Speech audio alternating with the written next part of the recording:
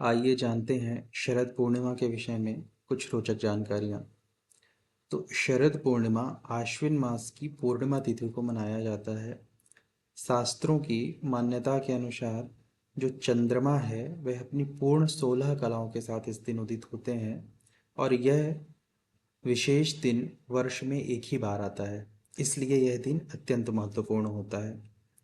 इसी दिन माँ लक्ष्मी का समुद्र मंथन से प्रादुर्भाव हुआ था और उन्होंने श्री भगवान का वरण किया था, इसलिए यह दिन विशेष महत्व का है और इस दिन श्री लक्ष्मी जी का पूजन करने का विशेष महत्व होता है। दूसरा, इसी दिन श्री कृष्ण ने गोपिकाओं के साथ वृंदावन में महारास किया था, इसीलिए यह दिन अत्यंत महत्वपूर्ण है और इस दिन को रास पूर्णिमा के रूप से भी मनाया जाता है। तीसरा, इस दिन भगवान बुद्ध की जयंती है और इसे बुद्ध जयंती के रूप में भी मनाया जाता है। इसी दिन महालक्ष्मी को प्रसन्न करने के लिए कोजागरी व्रत रखा जाता है, जिससे महालक्ष्मी की विशेष कृपा प्राप्त होती है। आइए जानते हैं व्रत के विषय में। ब्रह्म मुहूर्त में उठ करके स्नान आदि से निवृत्त होकर के व्रत का संकल्प भगवान के सामने अवश्य करें। इस दिन श्री महालक्ष्मी और श्री विष्णु जी की पूजा की जाती है। इनका आप षोडशोपचार या पंचोपचार पूजन अवश्य करें। पूर्ण दिन निराहार रहें, फल दूध आदि ले सकते हैं।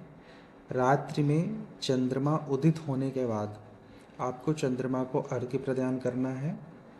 गाय के दूध में और घी में बनी हुई खीर भगवान को नैवेद्य के रूप में अवश्य अर्पित करें। आप खीर को एक कटोरे में रख करके छत में या किसी ऐसी जगह पर अवश्य रखें जहाँ पर चंद्रमा की रश्मियाँ पड़ती हों। ऐसा शास्त्रों के अनुसार कहा जाता है कि इस दिन चंद्रमा से अमृत की वर्षा होती है, इसलिए जो खीर है वह अत्यंत प्रभावशाली हो जाती है और कई रोगों का शमन करने की उसमें क्षमता आ जाती है, इसलिए यह करना आज के दिन शुभ माना जाता है। इस दिन जो दूसरा महत्वपूर्ण विषय है वह यह है कि इस दिन रात्रि के जागरण का विशेष महत्व है, इसलिए आपको रात्रि में जागरण अवश्य करना चाहिए। यदि किसी कारणवश आप पूरी रात्रि जागने में समर्थ नहीं हैं, फिर भी आपको 2-3 बजे तक रात में अवश्य जागना चाहिए। इस दिन आप महालक्ष्मी का पूजन, नाम जप, स्तोत्र आदि का पाठ कर सकते हैं। यह अत्यंत लाभकारी होता है। माँ लक्ष्मी के निमित्त एक विशेष अनुष्ठान जो है वो भी आप इस दिन अवश्य कर सकते हैं। उसके बारे में दूसरे वीडियो में है, लिंक डिस्क्रिप्शन में आपको मिल जाएगा उसका।